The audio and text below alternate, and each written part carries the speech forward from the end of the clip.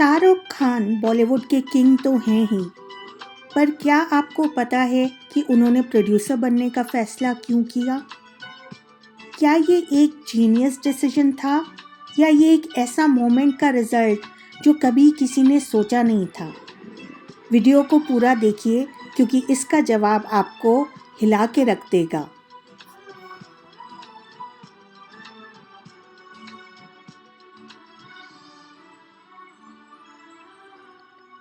तो चलिए रिवाइंड करते हैं अर्ली 2000 में। शाहरुख जो रोमांस के किंग बन चुके थे, एक नए चैलेंज की तरफ बढ़े। उस वक्त बॉलीवुड बूमिंग था, पर एक्टर्स का क्रिएटिव कंट्रोल कम होता था। शाहरुख सिर्फ एक्टिंग नहीं करना चाहते थे, उनका एम था नए आइडियाज़ को इनोवेट करना। 2002 में शाहरुख ने रेड चिलीज एंटरटेनमेंट की शुरुआत की, पर ये सिर्फ पावर या कंट्रोल का मामला नहीं था। इसके पीछे काफ़ी इंटरेस्टिंग और फनी रीजंस हैं। वो रीजंस जानने के लिए you have to watch the full video. और red chillies entertainment Shahrukh Khan ने अपनी प्यारी गौरी खान के साथ शुरू की। एक ज़बरदस्त और फनी रीज़न शाहरुख के प्रोड्यूसर बनने का था लंच ब्रेक्स। हाँ, एक इंटरव्यू में शाहरुख ने बताया था कि उन्हें सेट्स पर वेट करना पसंद नहीं था, स्पेशली जब प्रोडक्शन डिले होता था। तो उन्होंने सोचा अपनी फिल्म में खुद प्रोड्यूस करूं तो बेटर है, टाइम का पूरा कंट्रोल रहेगा। स्मार्ट और funny, what do you think? But I think Shahrukh Khan is both smart as well as funny. दूसरा रीज़न था उनका passion for visual effects. Bollywood को एक नए लेवल पर ले जाना उनका मिशन था। रावण तो आपको याद ही होगी, चाहे वो फैंस के लिए मिक्स बैग रहा हो, पर उसने इंडियन सिनेमा में वीएफएक्स का बेंचमार्क सेट किया था।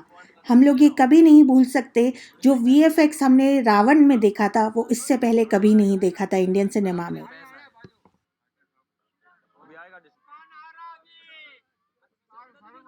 मुंबई आया, जैसे जवान लोगों के थॉट्स होते हैं कि मैं बहुत पैसे कमाऊंगा, बहुत नाम कमाऊंगा, बड़ा घर करूंगा। मेरे दिमाग में दो मेन चीजें इन सब मटेरियल चीजों के पीछे थी। आज मेरे पास अल्लाह के फजलो करम से सब है, लेकिन इन चीजों के पीछे, ये गाड़ी मांगने के पीछे, घर मांगने के पीछे, और मुझे लगता नहीं ये बुरा है। I think all of you should imagine all the good material things that you want, but behind them there were two good thoughts. One, मेरे माँ बाप की घर मांगने के पीछे, और मुझे डेथ हो चुकी थी, एंड मेरे दिल में एक ही अरमान था कि अगर मुझे कोई बड़ा फिल्म फेयर का जैसा अवार्ड मिले तो वो मैं अपनी माँ की याद में अर्पित कर सकूं। तो मैं सब जवान लोगों से कहूँगा कि जो भी चीज़ आप करेंगे उसको खुशी से करें। कहीं पे भी ये ना सोचें कि जो मैं करने जा रहा हूँ वो गलत है, बिकॉज जिंदगी जो है, अंत उसका हमको भगवान ने लिख कर दिया हुआ है। तो जो भी फेलियर है या सक्सेस है, उससे आपका डर या उससे खुशी आपकी जो है, जब आपको मालूम है कि जिंदगी अंत ही होनी है, so none of it is going to be permanent. So if you fail once, don't worry, try again, learn from it. If you succeed once, don't become hot-headed and big-headed. कहीं पे भी ये ना सोचें कि जो मैं, जितने भी जवान पीढ़ी के लोग यहाँ पर हैं मेरे जैसे, जो 20-22 साल के हैं, उन सब से मैं यही गुजारिश, प्रैक्टिकल पर्पसफुलनेस, कि जो काम आप कर रहे हैं उसका कहीं ना कहीं नतीजा, अंजाम मिलना बहुत ज़रूरी है। अगर आप 8 घंटे काम कर रहे हैं तो उसकी आपको तनख्वाह मिलनी चाहिए। अगर आप फिल्मों में काम कर रहे हैं तो आपको उसके लिए अवार्ड मिलना चाहिए। जो भी मटेरियल चीज़ आपके दिल में है, उसकी आस्था, उसका दिमाग में, उसको हमेशा रखें। मैं कभी भी किसी बच्चे को ये नहीं कहूँगा कि सारी ज़िंदगी सोशल वर्क में गुजार दो, अच्छे काम करो, सिर्फ प्रेयर करो। No, I think you should go and get what you want in life, all the material things. You should have a big house for your family, you should have a good car for your elder parents, you should be able to educate your sister and your daughter to the best possible way that you can.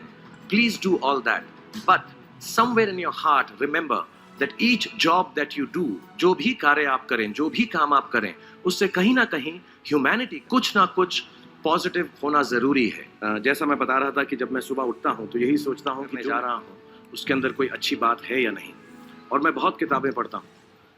As a matter of fact, करने जा रहा हूँ उसके अंदर कोई अच्छी बात है या नहीं, और मैं बहुत, मेरे पास खुद कुछ 15 या 20 हज़ार किताबें मेरे पास घर में हैं, और मैं हर वक्त और मैं दिन में 3 किताबें एक साथ पढ़ता हूँ। All things created in this world are created by our own thoughts. बार बार हर कोई दुनिया के अंदर यही बोलता है कि जो हमारा फ्यूचर है वो यूथ के हाथ में है, और हमें अच्छे काम करने चाहिए, अच्छी चीज़ें सोचनी चाहिए।